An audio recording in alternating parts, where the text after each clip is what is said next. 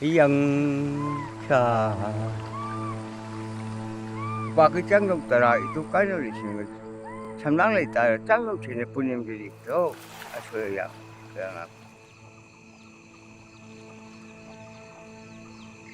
kita yang saya nunggu sana sungai cái dùng lấy cái bảo hôm nay mà cha amana kita sana lấy cái tay asih saya puluh cái permasalahan ini hang rồi cái bảo tham ơi cái rồi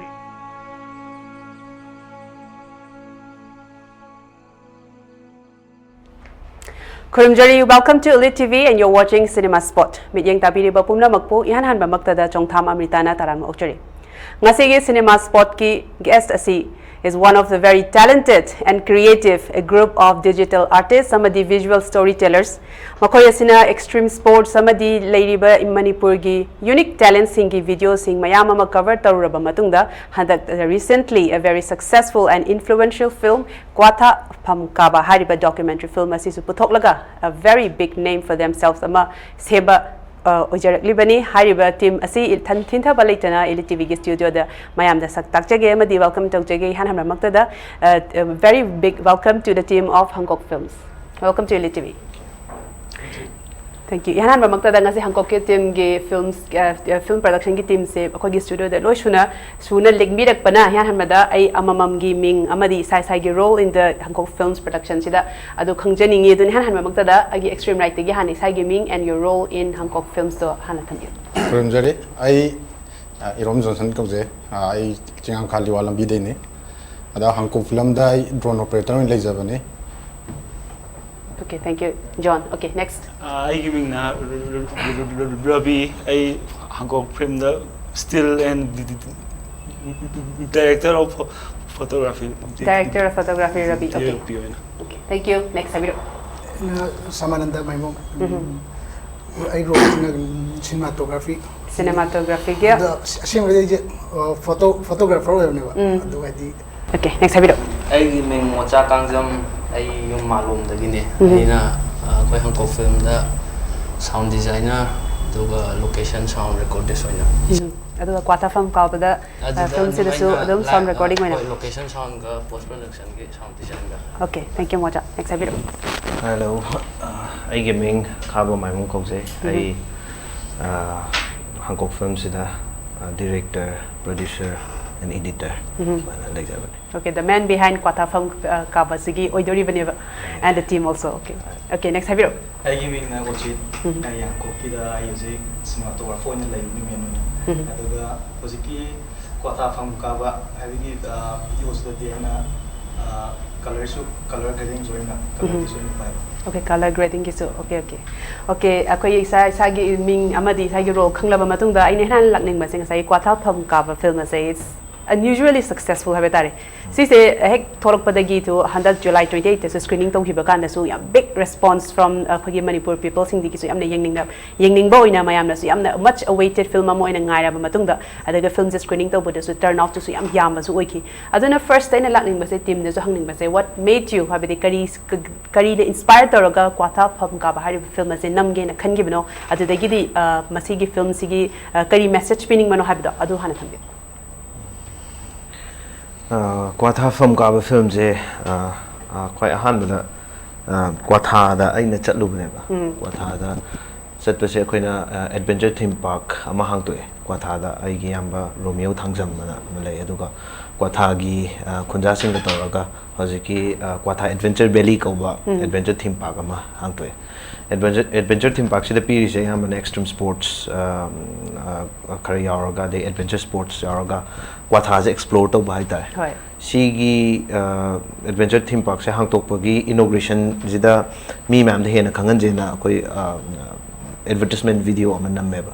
ara sigi video je number chat pa jira Kwatha gi akoi ba se ma koi re chapam tam da Kwatha gi phajaba sing do yam phajana uri adada adu dagi rum akoina lamje lamna chatluraga hojiki mafam Kwatha ji da changa kanda maitai khul ma ta le ba se sida aingonda yamna sigi mafam jigi oiba wari ama hena khangning pa ama pokba ado kwatha gi mising ge interact tawba hore interact tawba hore padagi hojigi thabak sing du loin da shallara kanda aina yum da halam dai sida ima ama thengnai ima gi maming se takhelambam apabi kawe ima sida aingonda sum video do number loiraga wari watai sum sanabda ado sanaba kan jena ima sina aingonda e noi nang na si kwatha gi video jena magadi hojik kwatha da yam toina thokpa nataba chahi 10 muki manungda amurak tang thokpa yai manga muki manungda amurak tang thokpa yai karam kan thoktoino jo haiba ngamde ado hantakti sigi thodok se thoktoini ado nang sigi ji namhau namjan hobada kanani na hairakba ado aina ado khangning bani na ije ima kaino kamai tawbano khotpano na hanga kanda kwatha gi da phamka bana yamna chawba thoram am le kwatha gi thoram dali sini chaw chawba khungi oina thoram da yamna chawba thoram ni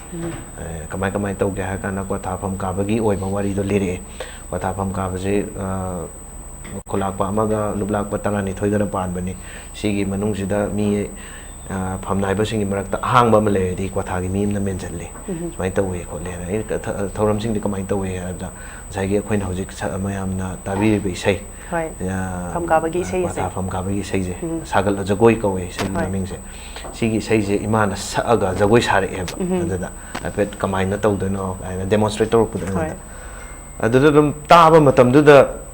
ngasai gi kwatha da aina sanguri ba mafam du dagi sagla iba sei du ga tara iba mafam du ga yamna tasing ba folk music hype si or madra kaina ga khan bagi kaino ma phau gi da ngon da dum phau gi adudagi aina ima ai si disung soidana ai sigi ai number la again haiwe adu kwatha gi mi sing du ga paw phaunaraga aina yumda halaga ai gi team HangKok films lady HangKok mayam jida dum haire okay makatana akhagi film sing ngasi gi oine di akhagi HangKok mayam haiba tare ka HangKok films ki team sing sida ngasai gi khabana ngasai gi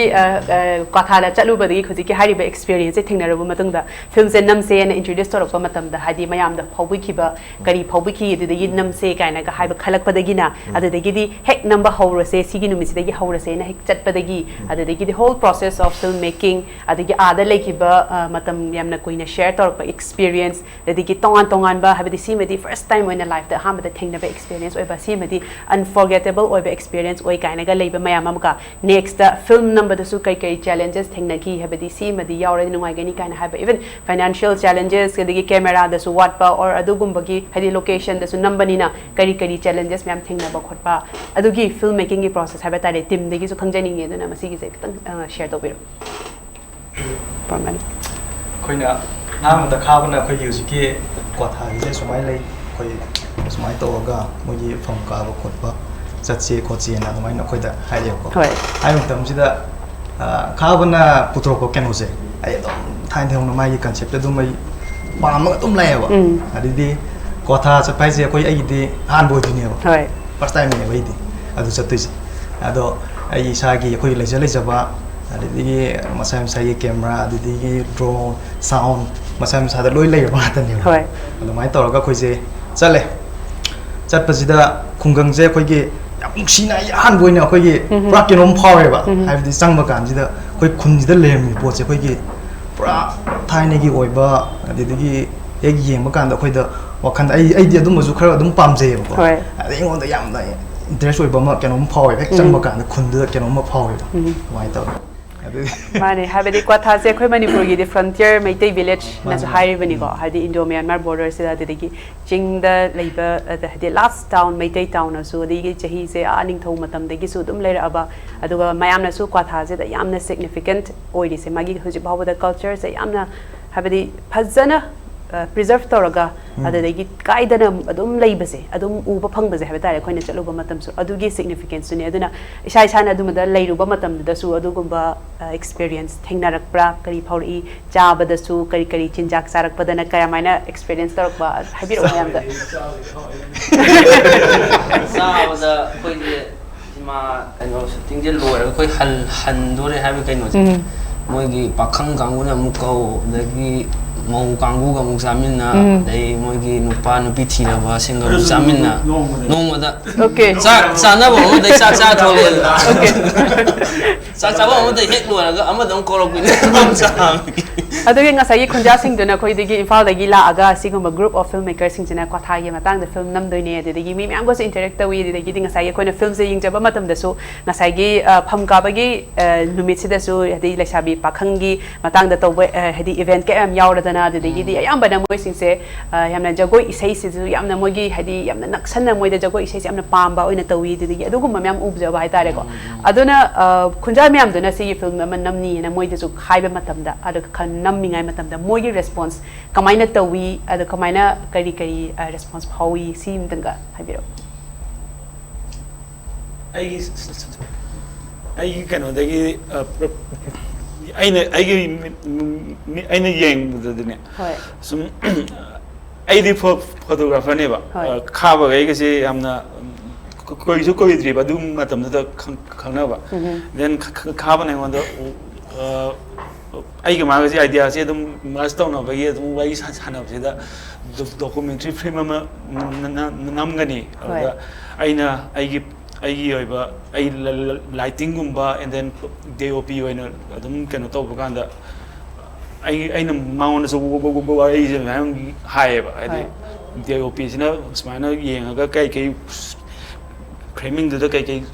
wat pakot pa dai no le nam main bane okay adu da wai sana da mana no phone tawraga kwatha gi documentary man namusi nang kano interest le ra hai aina ai input che documentary da ai as a photographer gi input che kai no sen bai dum khalle ba and then da ai mai dai gi amna kano hai ga mai dai gi village amne ba mane far away from city da mi lam ga da mi do city ga di mana roi ba so aina portrait oina namning ba moi gi han myam gi han and then moi people myam gi aina Instagram da dum hapsa ni portrait of ko tha aina adu nam adu je hek mana do ha ko dai adu da dum plan da to re and then okay hala dai dum imagine visualize so ba I just I know camera am pa ga dum nam bi ai ba but aina ai gi creative touch some painting ba gi lighting ga backdrop ga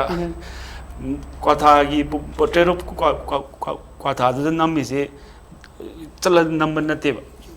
me do ka re backdrop ama imana bam to backdrop am pahelle amana light pahelle mi de nam sel ne so my texture ga para ta na ba adu me ando aina input to ga na ya gi yamna phase aduga kwatha from ka bagi da su not just ngasai gi pham ka bagi process se khaktang suna ta bida yamna stand out to base ai go ina de phauza bani ngasai gi sound ga adagi ngasai color si ga se yamna subtle oiraga yam phase aduga ising gi sound adagi nature gi ka yauri ba dagi jagoi sa bagi di even nungdang daga imung daga ngasai gi laisabi pharaka dore pakhang pharaka dore kaina ga haibi gi scene ga se adugu ma capture ga tawbudo adugu ma yamna stand out to ba ai aina so yengo ba matam da kaw ba ngam da scene ga ma oi ba haiba tare ko aduna hamba da sai na so do the thing na ba matam da kari phawi adugu da u da ka hadi share do biro sounds and aina so namjai ko adagi photo da yamna han bane ba ui do moi gi chanabi adi moi tawiwa keno do han boin ui ba do yam nungai hai tare aina su pra keno ma ngak bam oi hai tare photo do da adamai torom gane ha thajaru do adi khabane su chachi khochi hai ko ado pra torom mi photo ga khangde yam nungai ge adi pulapna time frame se 2000 kya de horoga khadi che hi kyam changi si de hek pre production de gi na post production bau se da 2022 gi me se sida nam me da me gi that 4 ga 5 ka se event no minne ba koi de 3 da chale 2022 gi aduga adu no mi tu dai nam ga 4 ne 5 ne 6 ne sumaina nam me interview ba da pulap se no min mari ni gi po ne aduda aina muk ahen ma ma ma aina hana chatlu bagi kona muk sa chatle aduga almain tawra sema ga kwatha gi mi sing sina mo khali sina ꯚꯤꯗꯤꯑꯣꯗꯣ ꯅꯝꯔꯒ ꯑꯗꯨꯝ ꯀꯩꯝ ꯇꯧꯗꯅ ꯂꯩꯔꯦꯅ ꯑꯃꯨꯛ ꯃꯣꯏꯅ ꯑꯃꯨꯛ complain ꯇꯧꯁꯜꯂꯦ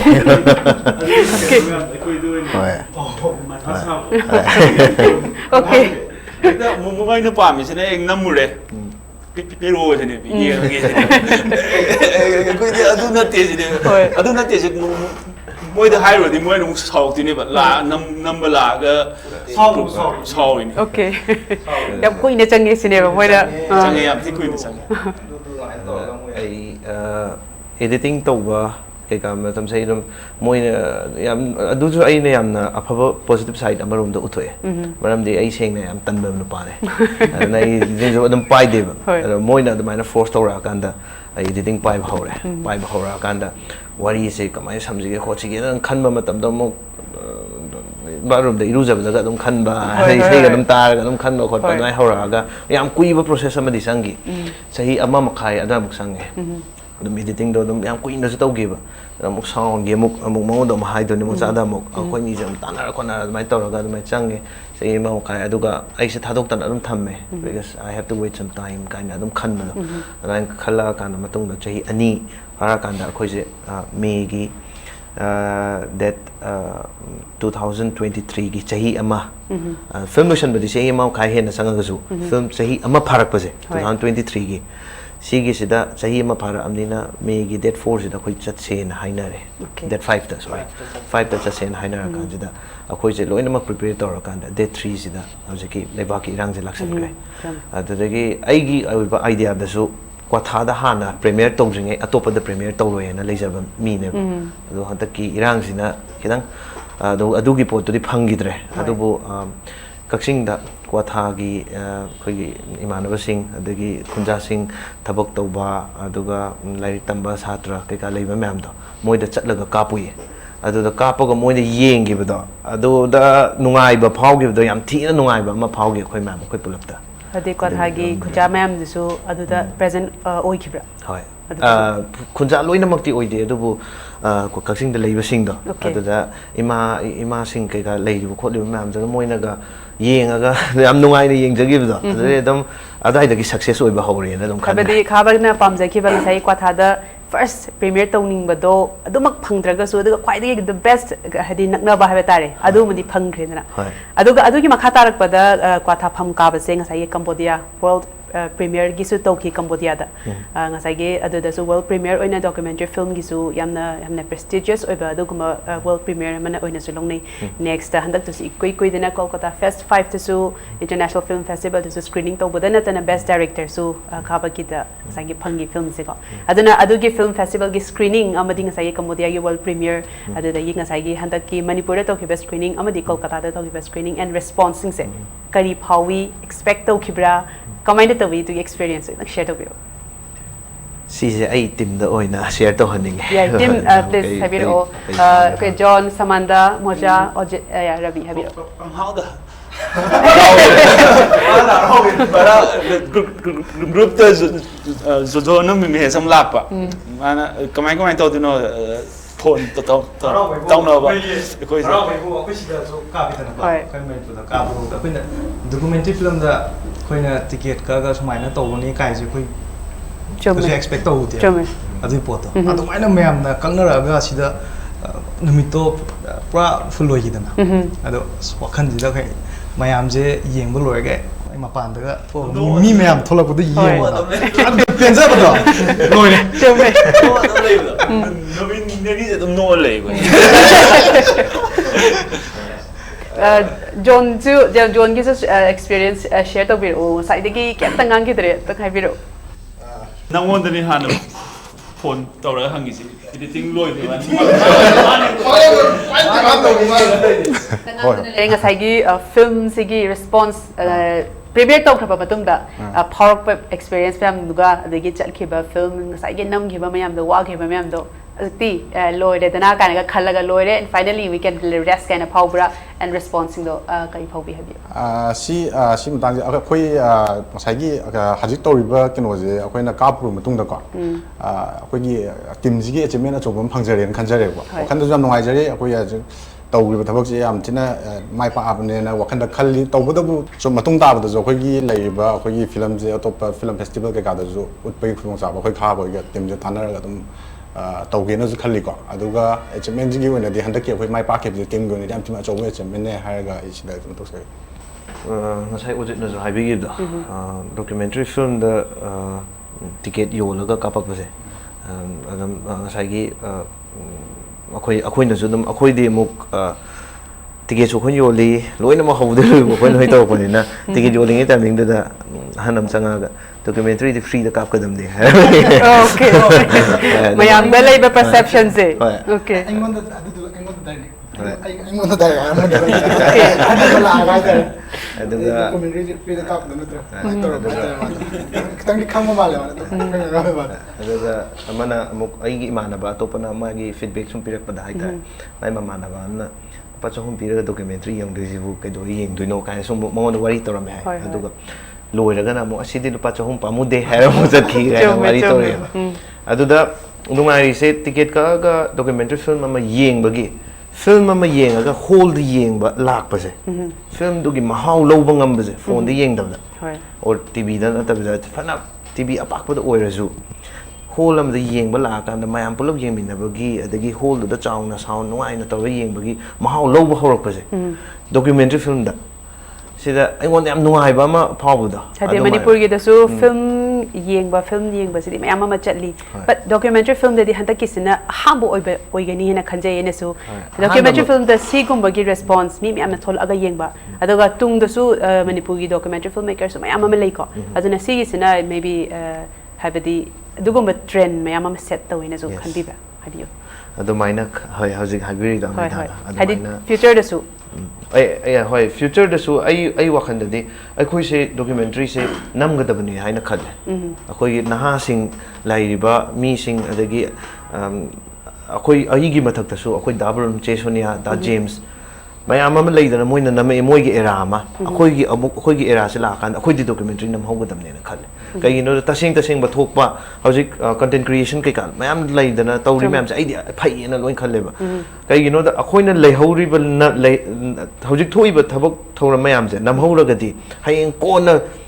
hana di like oina ira thaman hojik di video oina namaga film oina namaga thamhaudoine kona si mi sing na ung leina ka doine aduna sigi film jida ngasai number step ama akhoi na thola haur e haibagi film ama smaina hole da toro kap khre adu kap pasida muk mayam na nungsi bidana haita nungai na yengbiraga houseful oigibje sida karamba filmmaker na haraw oidino haibse haijani aduna masigi matang sida ngasai HangKok ki team gi site gi film se series oina copy gani gaina ga khanbagi wakhandi leibibra aduga kamaina lei masi hede demand yam leiba dawna to mi sing se yenghong da mayam namsu film si gi matang na taba da yengningi habase yam tholei khoina su sum yengjaba da mayam gi hedi views mayam gi opinions mem sum taza ba thaiba tar aduna team gi site gi de film se series oina kapagi wakhandi leibibra kari lei edu gumada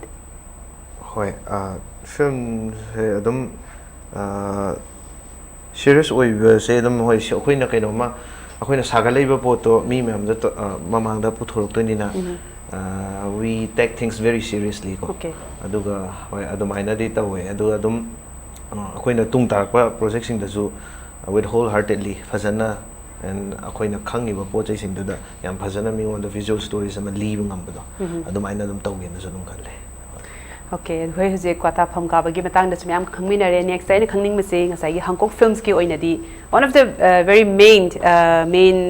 theme of HangKok films se ngasai gi extreme sports ki matang se da yamna nakna extreme sport khatana tana yamna unique oibe talent mayam manipur gi legi ba mayam se gi matang da thizela ga mogi matang da moi se bu ngasai gi expose head exposure pibi ba adugumba oina su khoina uje ngasai gi youtube channel da thagal eiba mayam se da aduna aina huje lakchining ba je HangKok films ki ngasai gi extreme sports te legi ba mari se sigi matang se da khangningi aduna HangKok films hanak thon kribagi ming sigi maram and what you stand for and ngasai gi extreme sports ina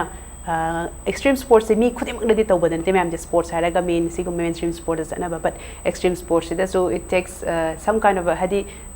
some kind of a ka hatari energy changi and nerves changi ko adi tawri ma'am sida next so masigi community amasu sagalak point su uyadana HangKok film se kamai punsan gi bina and next nga sai gi team se kamai na thingna gi bino habi wari do adum tanga atem tang thami HangKok film se so ai na tawi ai se mapanda lay ru matam khara ai thabak tawme ado ai se ai gi isa gi life se dum penjar tabda matam se adumai na lay ru matung da 2020 sida corona lakpadagi ai se yum da tholi heba yum da thola kan sida yam kuina akon mapan thokpa yadana layrena adudagi ai se matam da GoPro pair ga video number ko kholaga sum content ga sum creator ame ai gi hanba GoPro da dai hawrakhibane adudagi aina fazaba and then kitang ai gi oiba idea da puthoga koi gi video masa ama puthokning bas koi gi hani music video gi type ta toraga adumai sigi sida experience was hanaba mayam se ai phajana utke na khangi ba mai taw gib dagi aina video se kamai nam doino matam da ai camera pai basu haitri ba aina saman da se ai ga khoi ai ga de ma ga hana pule ba okay okay da aina mangon da haire kan sida mai imana bam lai video number moi ni thabak tawminai moi se na wedding ke ka su kape adai ma ga amuk thengnare ma thengnabadagi amuk drone pai da se amuk thengnare kai zone thengnare padagi adumai na video mathang putho kanda akoi sound je da ka tai sound gi jo ai sumaina sound je akoi gi oiba mong da design tawninge tar kana mocha ga ai amuk thengnare adaga mathang da amuk rabi sino mo koi photo ke kala yam creative oiba magi photo gi oiba experience ke ka mayam du tawle akoi pulap se pullaga adwaina experience was khatana tana Manipur da leiba talent sing je khoi Manipur se yam thina khoi gi kai haini talent mayam na yom ga leiba ni se ai haninge ba mi khuding mak se loina ma at least kainom na troka kainom da de dum touch tawbane thaba khuding mak ta adubu masa gi apam je economically sound oidabaira or natraga akoina tawning da full fledgedly tawbangam da baira adwaina tawbangam da mayam se dum wari ma kainom tawrasu magi wari do exananinga mayam da magi talent su unhaninge ba adwaina tawbudagi akoi impact stories gumba mai number khotpa sum hori horaga akoi music videos na me adagi advertisements adagi sigumba promotion videos kai ka sai sum nama aga sagi sigi sida utabane kwatha pham ka sida okay mocha adagi Ojit John and Amadi Ravi and Samantha ki so kari supplement obini huziki sai gi extreme sports ki delari basin and sai khaba na pan ki ba adagi sai gi extreme sports ki number tham horok badagi so mayam je pun gi bani ha aduga pun graba matung da sai gi film se HangKok film se oi graba matung da isana su ko habadi si extreme sports and other talents da so focus taroga chalaga dum si khatang da dum focus taroga legini khan bi bantra ga tai variety da so variety streams of filmmaking da so chathara ke khan bi bra music videos pan bi music videos unami advertisements and other promotional so aduga ta pato hojigna mu filmmaking da su mu khungdarak pa so hawra ini aduna other projects da su mu adum chambi ke na khan bi bra habiro akhoi gi ai gi hai idol keno haigadra kwatha sida sorry HangKok sida ina keno to ke hani HangKok sida ina keno tohoning ba haigadra to team sida ina team budi team ne do so ai gi ina hai phajaning badi han de so to lai story telling ne hena keno main one focus over story telling hai de khaba no jai ba talented oi ba mi ma'am je adu kamaina adi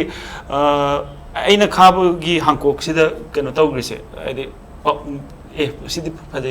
to ngal hai gi ma he hobala pa video ani ko thengne ba nyansin leaders ana nyansin leaders ana video ma moi keno gi kai ko gi mai art embroidery adu du yamna interesting oi bai adi Manipur da mi magi kanam khang da ba underground da laiba mi magi video si yamna number hai ga ekta panam number na te ba mai do adum yamna phajana namme ba aina 이마다 매암도 웃래봐 이나 예 시디 파데네 미 앵원데서 얌는 밤자기도 아두뭐 매암도 그 아무가 막hat tahaning bai tare okay ai go inati okay ado hariba yamna unique of talent habiding asai miyoy masu yawi ngasai gi slack lining ka tawba ko adadagi di needle work ki matang da su hojik su yawre de even singer adadagi Manipur gi folk music ki matang da su yam yaw siguma talent se HangKok films ma koin approach tor pura koin thiru bra de khangna chana ba gi through de gi la aga hadi sigi expose to phai ma sigi khada tong ali kana ga lai bese adu concept habitare ko kamane la I mako kamane makhu ga thengna ru bano habitare siguma miyoy sing siga adu gi to dang haibir she say I know in approach to sumaina sigi talent se sumaina ai video man namjaningi sumaina tawbiriba thabak sigi matangda ana khoi wari khar sanajaningi and hire ga I know in approach to okay adoga music video ma'am number so sigi concept creation and sagi execution habitare si team jina ne punadum khanaraga to bira hading sagi creative process e kari kari lei kamaina tawi team goina dan traga khabana yam ai sumaina tawningi in hire ga ma'am director ga ma'am sina dum supplement ga tor pra do creative process habitare go any kind of filmmaking khatana tra music video making or siguma promotional filmmaking hatare kamai tawi sigi creative process and concept creation ma'am concept creation je ayambana aina concept se create to we aigi oiva visual sing je aina muk cinematographer da mo hire ne mana mo aigi tawrim sing do mana translator ka doine sigi translation je mana mo work ka doine ba sound mo hapa ka doine adagi sina mo mana mo photo se mo nam hau doine ada kai kai sina mo kot pa ado koi smaina kap se na drone da mo input kai kam yam se sigi process da mo mi amasida gyan tana bam daga da aina sai ngangni mem se moina gyan ta de mo phazal loi doine aduna sigi mayam se khoi pula punjal laga aduga adumai tawe aduga story creation sigum basina aina ayam sagal director How na have coach am cutie ko adum ai de mu support okay yes ka ta de mana have coach adum ka ta pa me ta mon ta mana hai pot to adum mon ta so pa nungai ba khunja sing do tin am nungai aduga ai swai phazana hai ba de khun gi mi sing je khangnare dana khangnare ko de ai ming ji do moin HangKok na dum ko re HangKok lai kan to ga de mathang sang ba da aina moi ai gi imana ba sing ai gi team se pu sang ba da ai ga dum friendly oi bani na sang ko la ga to wari do sum sanar ko da gi akhoi se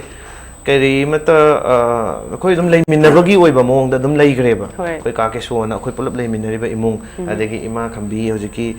phamkari ba imung adagi khun gi mi sing jan akhoi pulap se dum khangbi re ba adu phajana dum loina gi ba do adu na akhoi na dum camera je thangjan matam da camera lei ta ba dong na dum moi ju moi thok pa taw ba do khoi thok pa taw adu nam me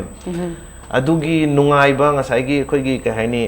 seamless oi ba tare filmmaking da haragadi adugi ama repo ma sagat khibje sine yam nungai gi ma su oi gi film yam nungai aduna sura khalle khoina su viewer oina su ai chane yengjeru ba matam da su ko immersive yam oi ba do yengma matam da hoi habiro adugi patang da khoi event je khoi de ahan bani dana khoi thengna du ja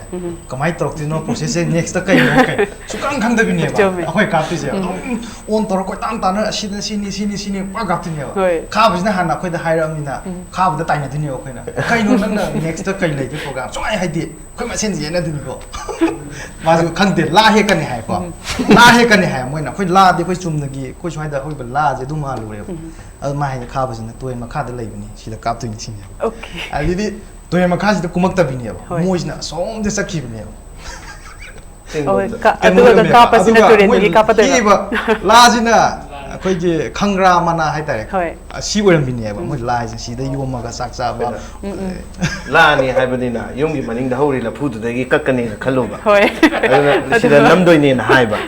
aduga moi jira sing da mu khong na satlaga camp sa toino 5 kilometer 5 muk sa toino mu hairak pa isau lang hore moi mang jam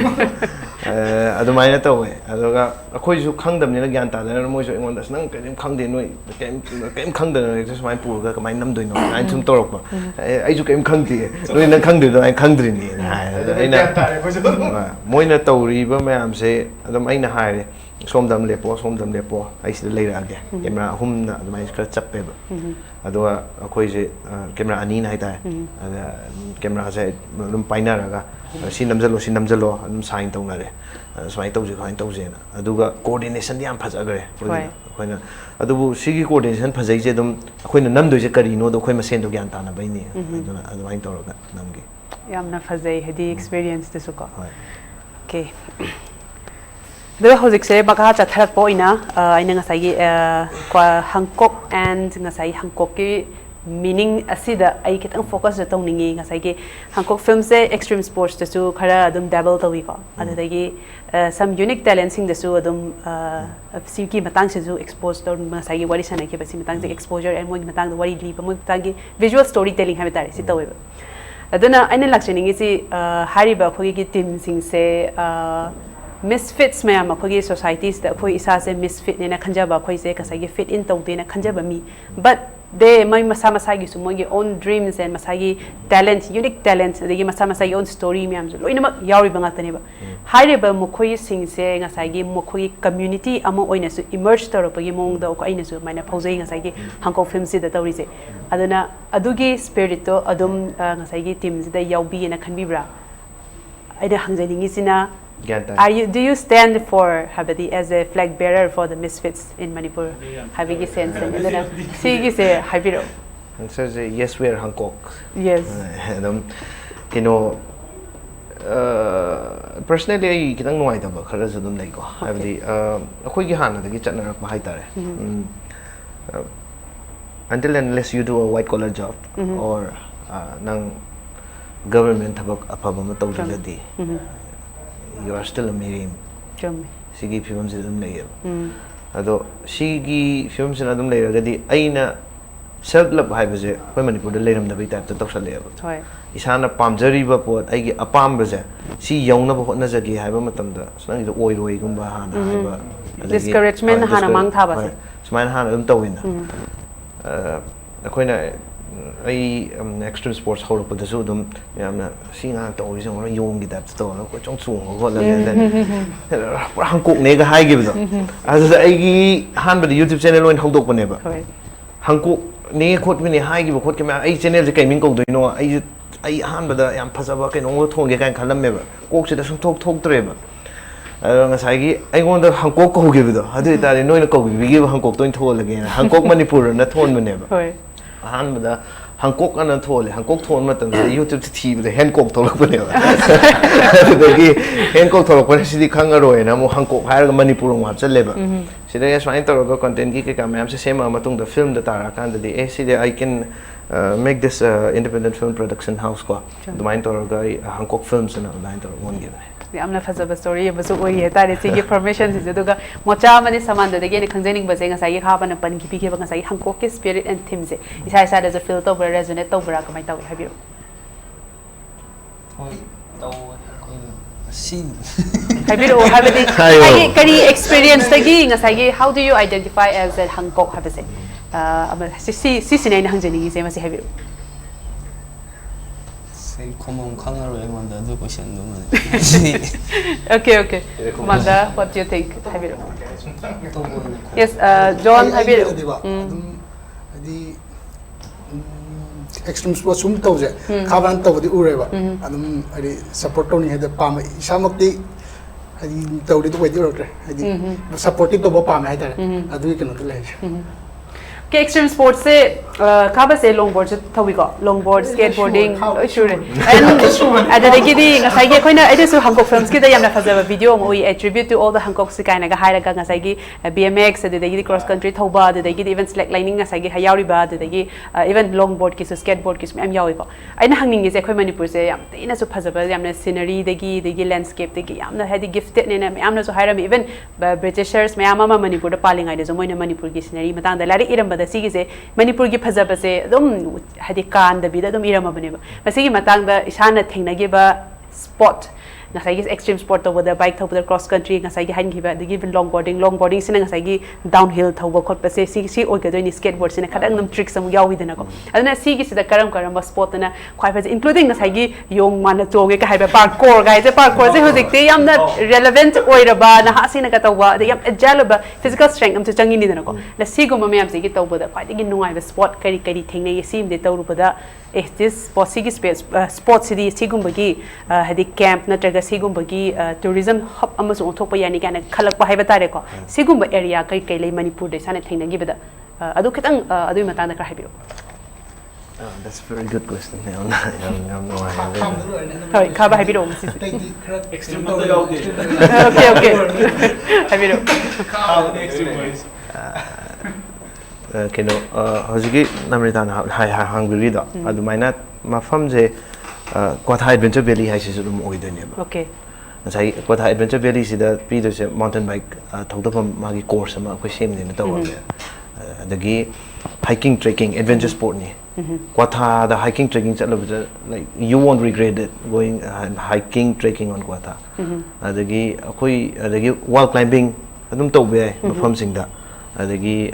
khoi dum thori ga ting ga u da kai da idea kai ka mayam loina mak lei ba but akhoi gi lei ba economy sina akhoi ma sen to budi ngam dre na adwaina semkat pi bam su da ga tai na khale ado si gi se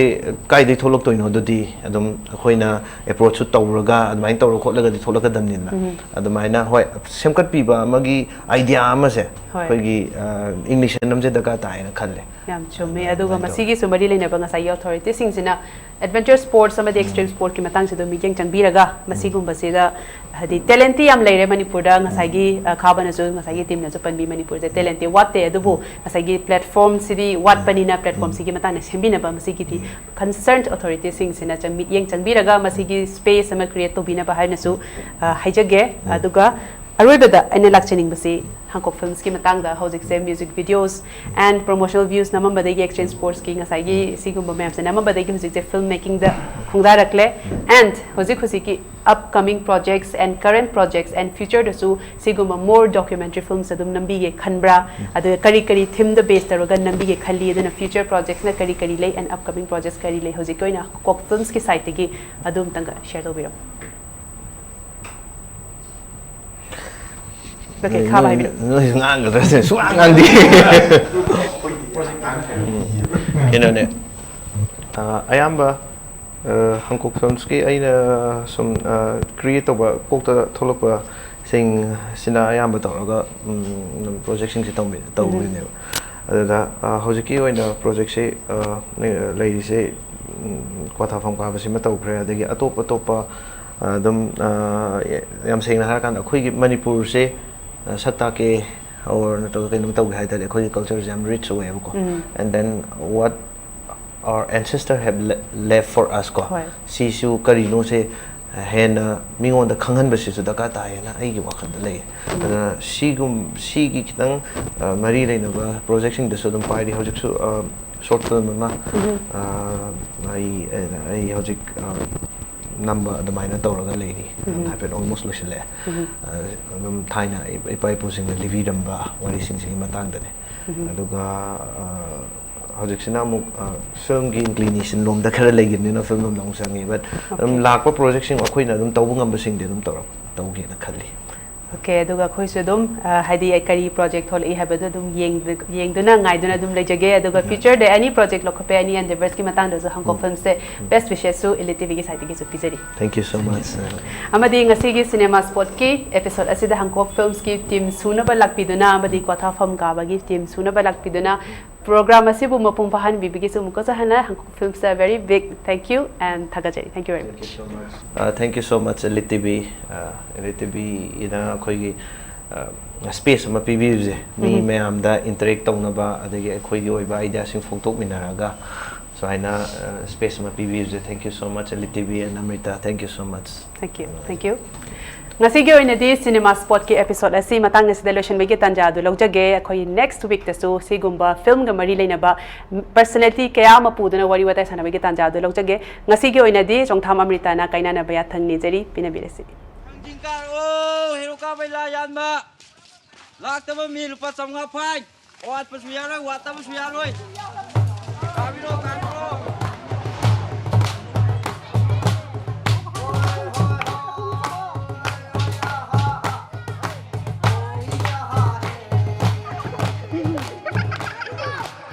ꯌꯨꯝꯁꯤꯅ ꯀꯔꯤꯒꯨꯝꯕ ꯐꯪꯁꯟ ꯑꯃ ꯇꯧꯁꯦ ꯍꯧꯖꯤꯛꯁꯤ ꯉꯔꯥꯡꯁꯤ ꯇꯧꯔꯤꯁꯤ ꯃꯤ ꯑꯃ ꯂꯝꯊꯣꯛ ꯌꯥꯄꯣꯟꯇꯦ ꯑꯗꯨ ꯏꯆꯥ ꯅꯨꯄꯥ ꯄꯥꯈꯪ ꯄꯤꯔꯝꯗꯥꯏꯁꯤꯗ ꯅꯣꯏ ꯖꯒꯣꯏ ꯑꯝꯇꯗꯤ ꯀꯠꯂꯝꯃꯣꯗꯅ ꯏꯆꯥ ꯄꯤꯒꯦ